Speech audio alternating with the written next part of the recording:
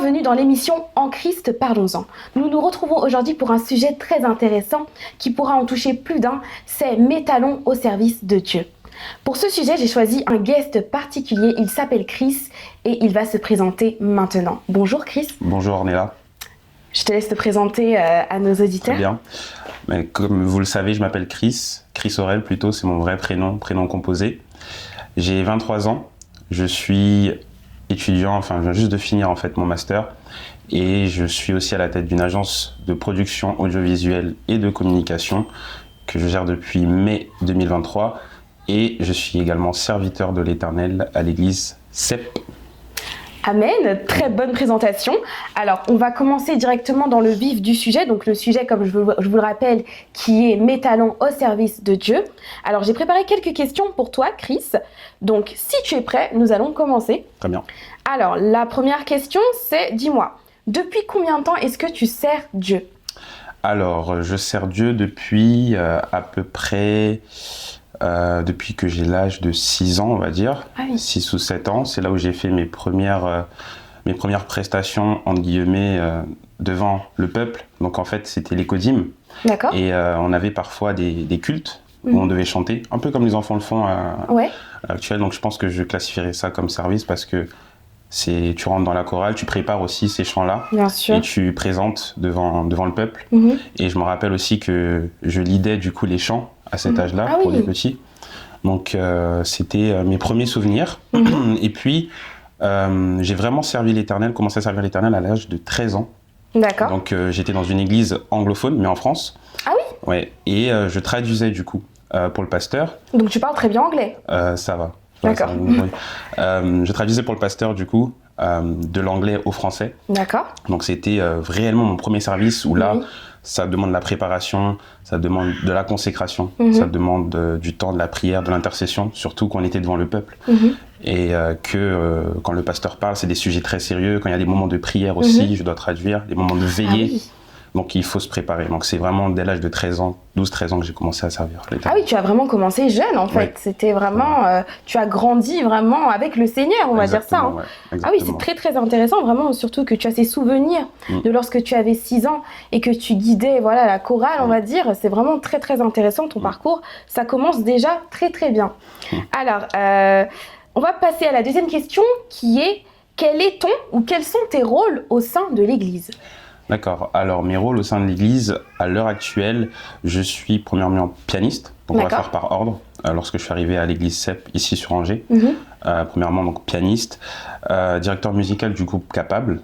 Donc, je dirige un peu les chants, l'ordre des chants, la structure des chants. Pour les présenter lors des cultes et aussi des différents événements qu'on a.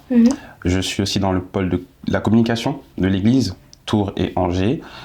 Donc j'aide sur les sujets de l'évangélisation, comment communiquer, comment faire des flyers qui peuvent impacter, et aussi dans le côté créatif avec les vidéos, donc comment impacter sur les réseaux sociaux, sur le côté vidéo et créatif. Et je gère aussi des temps de prière sous la direction des responsables de la jeunesse de cette église, donc les lundis, des moments de prière avec la jeunesse. Donc c'est un peu ce que je fais. Ah oui, mais je vois que pour 23 ans, vraiment, tu fais beaucoup de choses au sein de l'église. Peu sont les gens qui arrivent à consacrer autant de temps pour Dieu. Hein, et trouver toujours du temps pour soi. Ouais, mais alors, on va passer à une question qui pourrait vraiment aider beaucoup de personnes. Pour toi, selon toi, Chris, c'est quoi un talent ? Qu'est-ce qu'un talent, selon toi ? Un talent, on va dire que c'est quelque chose que Dieu donne pour moi, quelque chose d'unique, une aptitude que Dieu donne, que Dieu déverse dans une personne lorsqu'il a déjà, comme il dit à Jérémie, avant que tu sois conçu dans le ventre de ta mère, je te connaissais, je t'avais ordonné, je t'avais choisi prophète des nations. C'est quelque chose que Dieu dépose et je pense que c'est quelque chose d'unique, qui permet de te différencier, d'apporter aussi une valeur ajoutée dans un environnement, dans une structure ou dans la vie d'une personne ou même dans ta vie. Et j'aime bien prendre l'exemple de la parabole des talents parce que ça nous donne une bonne image, c'est-à-dire que le maître donne des talents différents à chaque personne selon leurs capacités.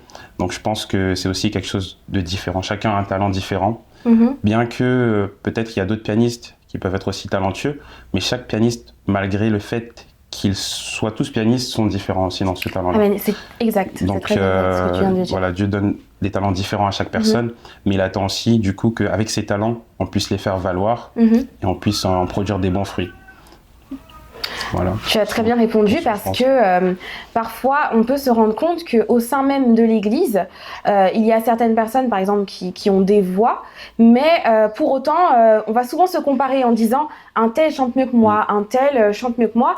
Mais ce que je veux vous dire aujourd'hui, c'est que comme Chris l'a dit, certes il peut y avoir beaucoup de pianistes, certes il peut y avoir beaucoup de chanteurs, mais chacun apporte sa pierre à l'édifice. Si le Seigneur a fait en sorte que Chris soit pianiste et qu'il y en ait plein d'autres qui soient pianistes même dans l'église, ce n'est pas pour rien, c'est que Chris a sa chose à rajouter dans ça. Et vraiment, je tiens vraiment à se faire ce petit mot pour les personnes et pour vous dire, ne vous comparez pas aux autres. Nous sommes tous différents et le Seigneur met en nous quelque chose de différent. D'accord ? Et utilisez chacun vos talents pour faire valoir le nom du Seigneur. Alors, donc, bon, tu as un peu répondu, mais on va quand même poser la question. Alors, quels sont les talents que tu mets au service de Dieu ? Quels sont les talents que je mets au service de Dieu ? Premièrement, on va dire le côté musical. D'accord. Le côté musical, donc piano, composition de chant parfois. Ah oui. Que l'on chante, qu'on a eu à chanter à l'église quelquefois. Quoi d'autre ? Du côté de la communication aussi, du coup. Avoir des accroches qui peuvent captiver les personnes qui voient un flyer ou qui voient une vidéo pour avoir comme but final de venir à Christ. Donc c'est un peu ces talents-là. Je ne considérerais pas les moments de prière comme un talent parce que je pense que chaque chrétien est censé prier réellement. Oui. Donc c'est pas forcément un talent, je pense, mais voilà, je dirais ces deux côtés-là, piano et communication. Ce qui est intéressant et ce qui me vient à cet instant dans l'esprit, c'est que toi, tu sers beaucoup dans le côté musical, mais au final, on peut même dire que toi-même, tu es l'instrument de Dieu. Dieu t'utilise énormément et tu es son instrument. Et à travers cet instrument, tu utilises aussi d'autres instruments pour faire valoir le nom du Seigneur. Et c'est très, très important. Et je tiens encore à souligner le fait que tu aies 23 ans. Et à cet âge-là, il y a peu de personnes qui vont vraiment décider de donner leur vie à Dieu et de consacrer autant de temps pour le Seigneur. Et c'est une question qui n'était pas prévue mais qui me vient. En donnant autant de temps au Seigneur, comment tu te sens ? Est-ce que tu sens que tu mets ta vie de côté ou est-ce que tout simplement c'est ça ta vie ? Non, c'est une très bonne question. Pas du tout. Non, je mets pas ma vie de côté. Au contraire, comme tu l'as dit, à la fin, c'est ça ma vie. Servir, c'est tout pour moi. Je ne me plains jamais réellement de servir Dieu parce que c'est une grâce réellement de pouvoir servir dans la maison de Dieu. Ce que j'aime bien dire souvent, c'est que, et je le dis souvent aux chantres, c'est que si vous êtes là, ce n'est pas une personne qui vous a choisi, c'est que c'est Dieu réellement qui vous a choisi. Dieu a juste utilisé une personne pour valider, entre guillemets, et dire tu peux intégrer, mais en réalité c'est Dieu qui nous a choisi. Donc avoir déjà ce privilège-là et avoir cette conscience-là que c'est Dieu qui t'a choisi, tu ne peux donner que le meilleur de toi-même donc, et ne pas te plaindre. Donc je vois ça comme une bénédiction plus qu'une charge ou autre. Donc c'est vraiment un plaisir énorme de servir l'Éternel. J'ai toujours hâte d'aller à l'église. Je suis toujours dans la joie d'aller servir, toujours dans la joie de servir avec mes frères et sœurs, toujours dans la joie d'être utile pour le royaume de Dieu. Mais bien entendu, j'essaye aussi de faire la part des choses. Peut-être qu'on y viendra plus tard, mais essayer de combiner tout parce qu'on ne sert pas qu'à l'église. Je pense qu'on sert aussi dehors, dans les environnements où Dieu nous place. On peut être aussi utile. Donc il faut trouver aussi le bon équilibre. La phrase qui m'a marquée, c'est que tu as dit que Dieu nous a choisis. Donc, je tiens à dire à une personne qui nous regarde en ce moment que toi qui es derrière cette caméra, tu es le choix de Dieu. Toi seul sais ce qu'il y a en toi, ce que Dieu veut faire briller en toi, mais que tu caches encore dans l'ombre. Mais sache une chose, c'est que tu es le choix de Dieu. Amen. Amen. Amen, amen. Alors, donc Chris, tu as des talents, tu sers à l'église, mais comment as-tu su quel était vraiment ton appel ? Parce que, je tiens à le dire, excuse-moi avant que tu répondes, c'est que pour moi, c'est une pensée personnelle, tu me diras si tu la partages, pour moi, ton talent n'est pas forcément ton appel. Le talent que tu penses vraiment qui est ton talent principal n'est pas forcément ton appel. Donc toi, comment as-tu su quel était ton appel ? Ok, c'est fort ce que tu dis. Ton talent n'est pas forcément ton appel, c'est vrai. Comment ai-je su quel était réellement mon appel ? c'est un peu compliqué de mettre une date ou de mettre un moment précis. Déjà, ce que je vais dire, c'est que je pense que les parents jouent un rôle très important dans la direction de ton appel. D'accord. Si je prends un exemple biblique, si tu demandais à Samuel, par exemple, quel est ton appel, sa mère lui aurait dit déjà depuis son enfance, parce qu'elle avait le message pour son appel. Si tu demandes à Samson quel est son appel, sa mère lui aurait dit depuis son enfance pourquoi il est né. De même pour Jésus-Christ, je sais que Marie a dû prendre le temps de lui expliquer aussi qui il était, même bien qu'il soit le Fils de Dieu lui-même et qu'il sache. Mais je pense que les parents jouent un rôle important. Et là, du coup, j'aimerais saluer ma maman qui a fait un travail exceptionnel sur ma vie, dans le sens où je sais que Dieu l'a utilisé pour me guider dans l'appel que Dieu m'a donné. Dieu l'a utilisé énormément parce qu'elle m'a enseigné les voies du Seigneur dès le plus bas âge, bien que j'ai perdu mon père à l'âge de 5 ans. Et d'ailleurs, aujourd'hui, c'est le 18e, le jour où il est décédé, mais du coup la 18e année, ça fait 18 ans. Et elle a choisi de ne pas se remarier, mais de consacrer quand même son temps pour que je puisse avoir certaines bases, certains fondements et faire de moi en fait un homme véritable dans le Seigneur. Donc ça m'a beaucoup aidé, le fait que ma mère soit derrière moi et me pousse à servir, me pousse à aller les samedis à la répétition, me pousse à dire non, vas-y, tu peux traduire pour le Seigneur, même si tu n'as pas réellement de grande base d'anglais, tu peux le faire, le Saint-Esprit est avec toi. En fait, tous ces petits encouragements-là, ces prières aussi, ont fait que je me suis retrouvé du coup tout simplement dans l'appel. Être autour de personnes qui chantent, être autour de personnes qui jouent, être autour d'environnement musical. Tout cela a fait qu'un jour, ça a déclenché en fait ces différents talents-là, ces différents dons. Donc je pense que pour ma part, ma famille, ma mère a joué un grand rôle dans l'appel que j'ai eu. Et ce qui est en plus assez impressionnant, c'est que lorsque je suis né à l'hôpital, dans le berceau qu'on a à l'hôpital, il y a une personne qui est venue visiter ma mère. Je pense pas que ce soit une amie à elle, mais en tout cas une connaissance. Et elle n'est pas chrétienne, cette personne. Et elle avait touché mes doigts. Elle a dit « Oh, mais il a des doigts de pianiste ». Et en fait, ma mère s'est rappelée de cela lorsque j'ai commencé à jouer au piano vers 2018-2019. Et bizarrement, même moi, je ne sais pas comment... ça a été très rapide, très facilement. Et je ne sais pas encore jusqu'à aujourd'hui comment. Parce que il a appris en autodidacte, bien sûr avec l'aide du Saint-Esprit, parce qu'en étant chrétien, c'est pas de ma force tout seul. Je pense que c'est Dieu qui a donné.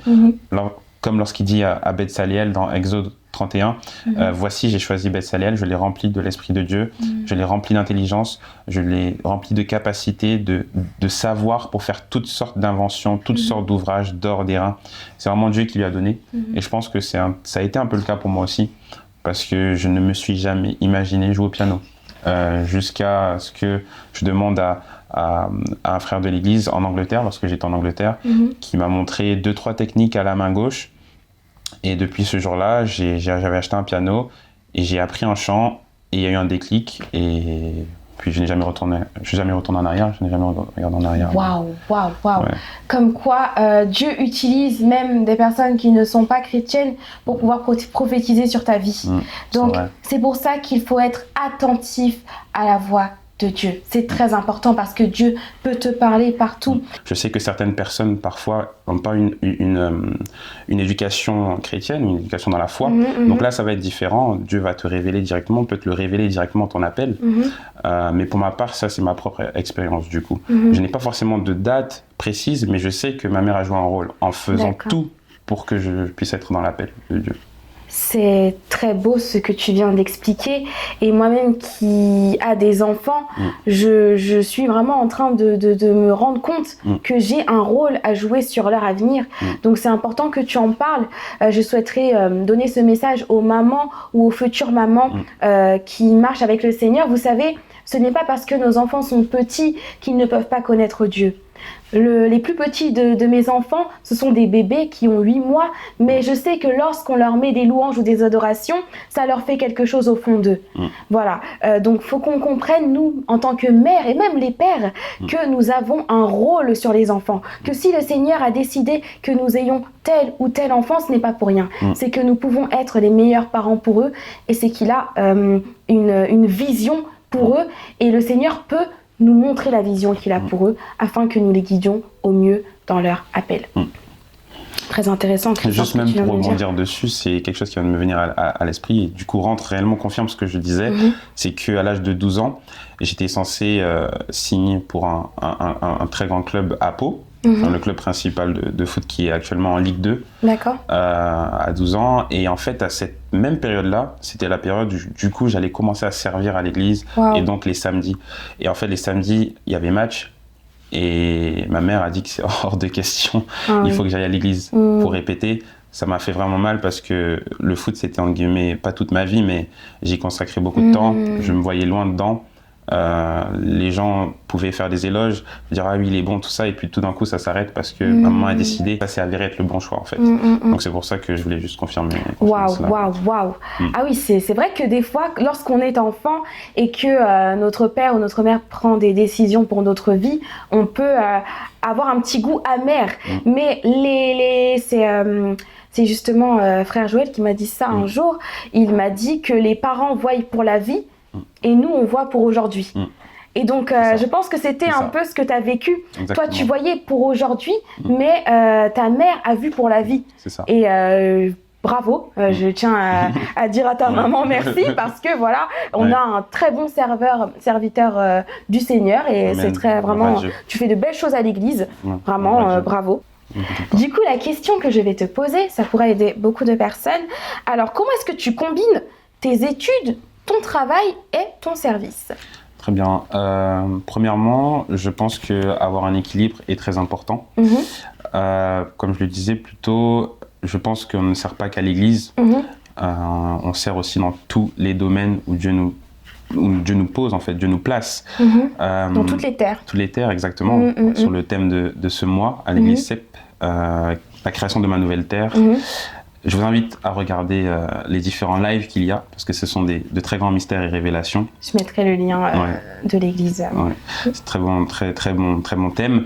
Et dans toutes les terres où Dieu nous place, je pense que il faut impacter en fait et trouver le bon équilibre. Donc moi, ce que j'ai réalisé très tôt, que ces trois choses que tu as mentionnées, les études, le travail, le service, je dois trouver un équilibre. Et mes grands frères aussi qui sont à l'église, lorsque je suis venu à CEP, je pense notamment au frère Gilberto, m'a directement dit cette chose-là, que c'est l'équilibre. C'est très important de trouver un équilibre. Certes, je sers, mais il faut trouver un équilibre parce que c'est important aussi d'impacter dans d'autres domaines. Donc, personnellement, comment je fais ? J'essaie de m'organiser, tout simplement, parce que je pense que l'organisation, c'est l'une des bases, même si c'est difficile, et ça a été difficile, étant jeune, d'être organisé, surtout en tant que les garçons, l'organisation, c'est pas toujours ça, donc ça s'apprend, mais j'ai essayé de m'organiser, après il y a eu des fois où il fallait faire des sacrifices, je pense à l'année dernière notamment, j'avais eu une prestation à rendre en fait pour un client. D'accord. Et j'ai pris, je pense, j'ai fait 48 heures sans dormir parce que je devais le rendre en fait. Et il y avait le service, il y avait l'enseignement le vendredi, mais je ne suis pas allé parce que je devais rendre derrière ce travail-là, qui était aussi important parce que derrière en fait, il y a aussi un témoignage. C'est-à-dire que lorsque tu rends un travail bien fait, même si ça t'a pris du temps, même si tu as peut-être loupé, pour ma part j'ai loupé un enseignement, je sais que derrière la personne a pu avoir un bon témoignage de ma part. Et cette personne, ce même client-là, m'a même offert plusieurs cadeaux, et même à Noël, durant ces fêtes-là, elle m'a envoyé aussi des cadeaux parce que le travail était bien fait. Voilà, le travail était bien fait, le sacrifice a été montré. Et en plus de cela, c'était un client dans le monde chrétien en fait. Donc en plus de cela, donc, cette personne-là a pu aussi glorifier Dieu à travers ce travail-là. Donc essayer de trouver un équilibre. c'est important. C'est important parce qu'en fait, il faut impacter partout. Et je pense que notre lumière, surtout, doit briller à l'extérieur. Parce que les ténèbres sont à l'extérieur. Dans l'église, on va dire qu'on est tous, entre guillemets, conscients de où on est, conscients de où on va, conscients de qui on est. Mais dans le monde, c'est les ténèbres. Et la Bible va dire que les ténèbres recouvrent la terre. C'est dans Ésaïe 59, je pense. Et il dit que « Mais toi, lève-toi, sois éclairé, car ta lumière arrive. Les nations marchent à la clarté de tes rayons. » Donc en fait, éclairer, c'est super important. Briller, c'est très important. Donc il faut trouver le bon équilibre. Je ne sais pas si j'ai bien répondu, mais en tout cas... Tu as très bien répondu. Et ça me fait penser à un proverbe que j'ai moi-même écrit qui disait qu'il n'y a qu'un seul soleil, mais assez de rayons pour que tout le monde brille. Amen. Donc toi qui restes dans l'ombre, n'hésite pas à briller pour la gloire de Dieu. Vraiment. Je tiens vraiment à parler à une personne qui va regarder cette vidéo et qui est en train de se tasser dans les ténèbres, alors que tu sais qu'au fond de toi, tu as cette lumière qui doit briller. Tu sais que tu dois servir. Tu sais que tu dois vraiment faire les choses pour ton Dieu, mais tu le caches. Alors ne te cache plus. Sors de chez toi et vraiment brille pour Dieu. N'oublie pas ce proverbe que j'ai écrit, il n'y a qu'un soleil, mais assez de rayons pour que tout le monde brille. Amen. Alors, donc là, on arrive déjà à la fin. Vidéo très courte, mais très marquante. Ce que je vais te demander, Chris, maintenant, c'est de donner un conseil à un jeune ou une jeune qui ne sait pas comment servir, qui ne sait pas quel est son appel, qui ne sait pas comment combiner son temps. Tu vois, tout ce qu'on vient de voir, vraiment, je sens au fond qu'il y a une personne qui a vraiment besoin de ce message.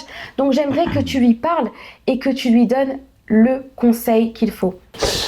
Alors si j'ai un conseil à donner à un jeune ou à des jeunes qui ne savent pas comment servir premièrement à l'église, tout ce que je vais te dire, c'est déjà le plus important, commence par ton intimité avec Christ.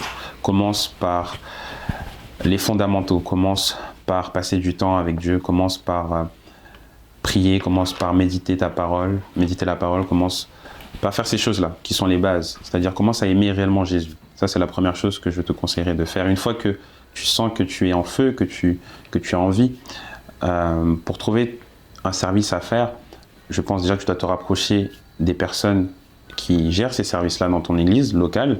Essaye de te rapprocher de ces personnes-là. S'il y a quelque chose qui te donne envie, si tu sens que tu as une envie réelle pour un département, peut-être que ce soit dans le chant, peut-être que ce soit dans la communication, peut-être ça va être dans l'hospitalité, c'est-à-dire aller visiter des personnes, aller évangéliser. Il y a plein de départements et je pense que tu peux te retrouver dedans.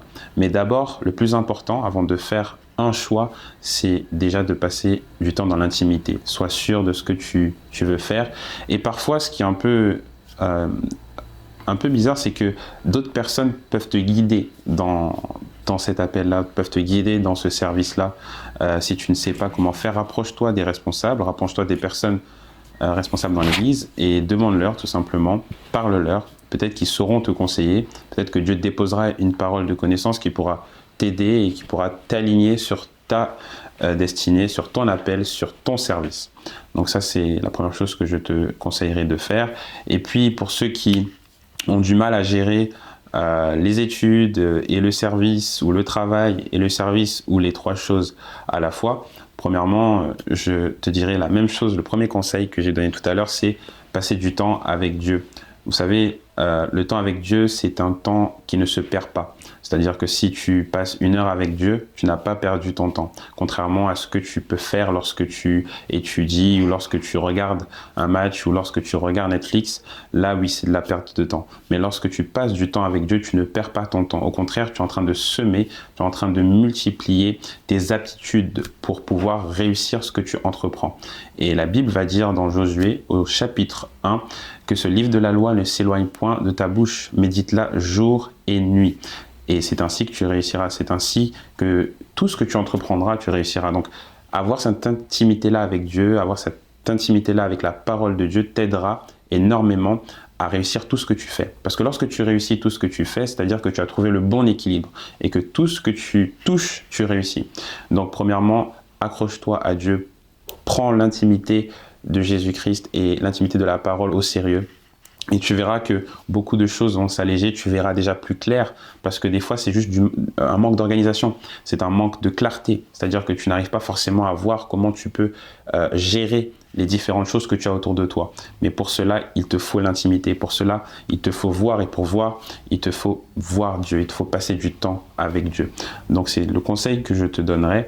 Et puis, en tout cas, moi, je suis un adepte de cela, c'est-à-dire, il faut énormément apprendre des autres. C'est-à-dire qu'il y a la Bible, certes, mais il y a aussi des hommes que Dieu a utilisés, qui ont écrit des livres, qui ont donné des conseils, qui ont élaboré des stratégies que le Saint-Esprit leur a inspirées, leur ont donné des conseils, et donc qui nous les ont passés à travers des livres, à travers des vidéos.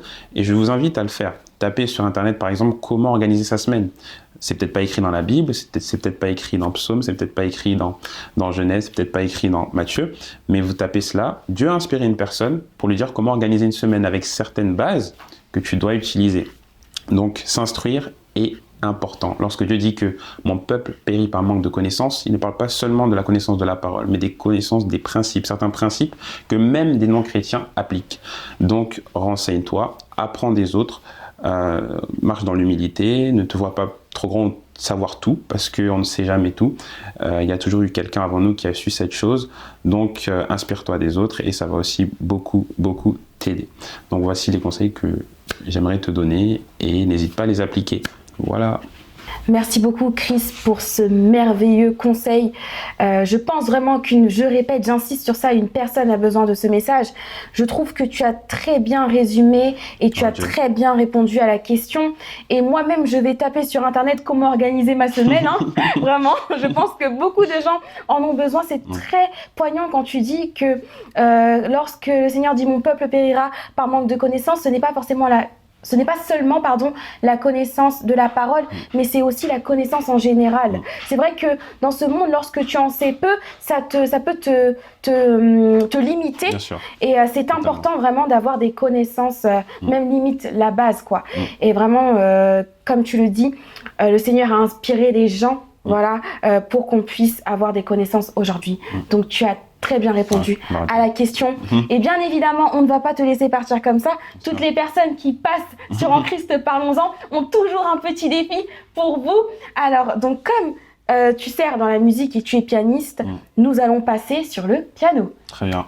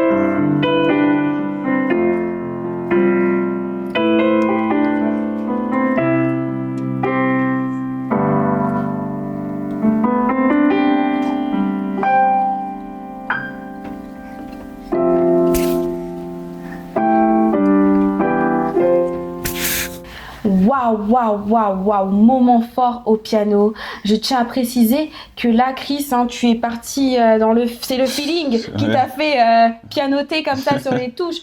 Vraiment, bravo. Vous voyez, quand Dieu décide de t'utiliser, il ne fait pas les choses à moitié lorsque vraiment tu mets du tien. Tu as un bon talent, un grand talent grâce à Dieu. Et vraiment, je te remercie pour ce petit moment de piano.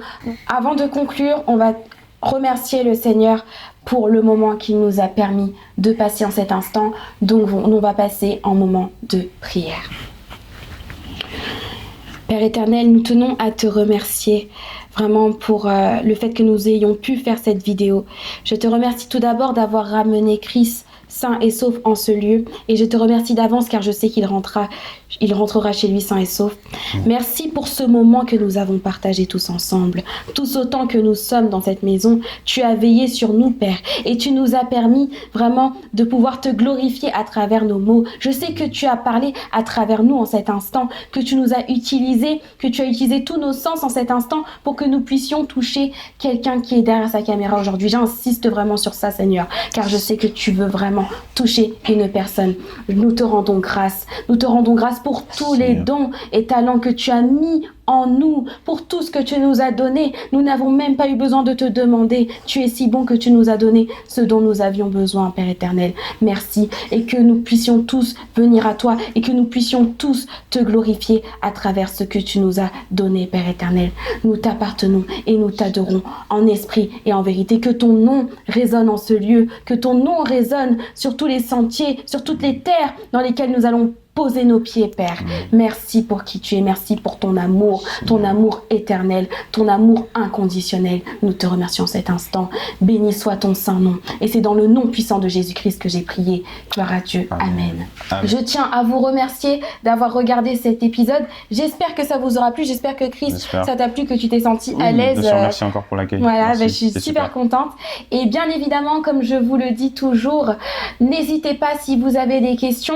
Je mettrai les réseaux sociaux à disposition, et si jamais vous avez un sujet que vous souhaitez aborder dans En Christ Parlons-en, n'hésitez pas à m'envoyer un message et je trouverai le guest qu'il faut. Donc je vous remercie beaucoup et on se retrouve pour un prochain épisode.